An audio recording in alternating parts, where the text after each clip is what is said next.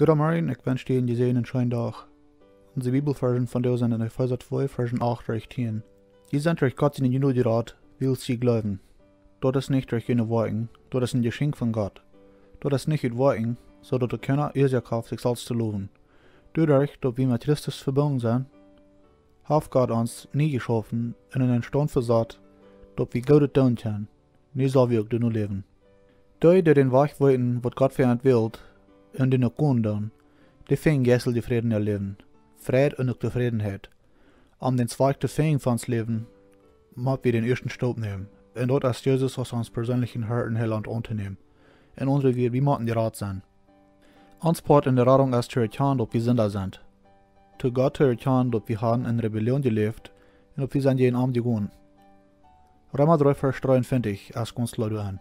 Dann auch, dass wir bekennen, durch unseren Glauben, dass Jesus seinen Tod Kreuz unsere Sünden ganz betont hat. Und wir Gott dann für Vergebung freuen tun. Mit einem Erkennen, dass Jesus Herr in der Rara ist, geben wir unser Leben nur an. Römer 10, Vers 9, Galater 2, Vers 20 und 1. Johannes 1, Vers 9. Von dem Moment an, wo Jesus uns Leben regieren wird, werden unsere Arbeiten im Weg von ihm gelehrt werden. Und von dem Moment an, dann wollen wir Part nehmen an Gott in der Familie. Dann haben wir sein Geist, wenn uns hilft, den Bruder sein Plan zu finden, in zu leben. Gott sein Zweig für seine Kinder entsteht von den folgenden Dingen. Heiligung, Verantwortung und Dienst. Heiligung. So Heiligung, das dass wir alle am Jessel den Wosten tun.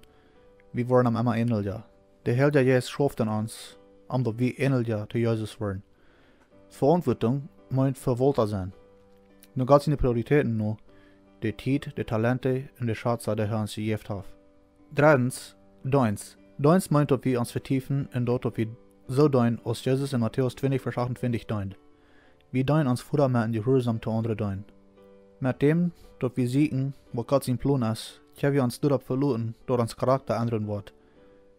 Wo wir uns Geld und unsere Zeit berufen tun. Und auch, wo wir mit den Nächsten umgehen tun. Gottes Segen und heute einen gesehenen schönen Tag.